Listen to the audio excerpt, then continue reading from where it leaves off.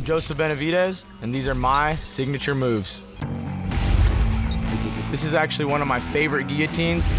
I use it when someone is really holding on to a single leg and trap the arm.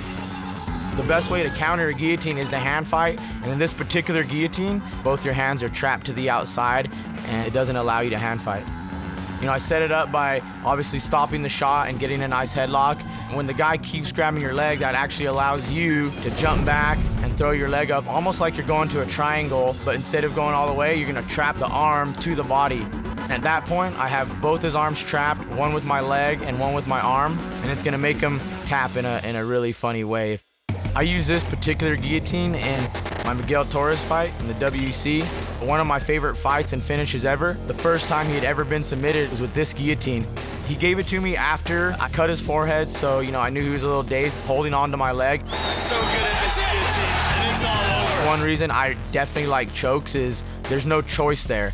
It's not an arm bar. Someone can let their arm get snapped and keep going, but when you get a good choke, it's science. You're gonna go to sleep. This is my right hook counter. And this particular counter is off a kick. It all starts from the block. When the kick comes up, I'm putting my opposite hand out there to stop the initial power. That allows me to wind up with my right hand and throw a really powerful hook. The power from this punch really comes and starts with the block. I can use this move at any time. Every fight, especially at my weight class, everyone is throwing kicks. That's just something you gotta learn to counter. Guys are super vulnerable after they throw kicks, and I really try to punch them before they can even get their leg back on the ground. I use this right hook counter against Yasuhiro Urushitani. Look at that big right hand from Joseph Benavidez. And that's it, Joseph Benavidez. When people do not throw punches before or after they kick, and when they just throw a single kick alone, it's a great time to catch them when they're vulnerable. This is a combination I like to call the cat scratch fever. The end result of this particular move is usually a knockout or the guy being rocked. This move is used when you're in close on an opponent. It's what a lot of people like to call a flurry. The cat scratch fever goes jab to the head, 2 shots to the body, and you're gonna end with the big looping right to the head.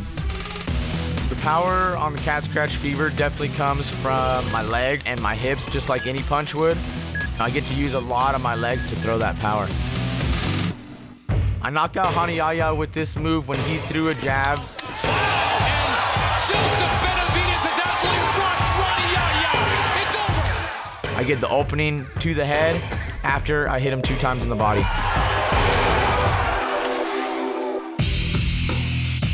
Before you can hit like this on a world-class opponent in the UFC, you gotta do it 100 times in practice.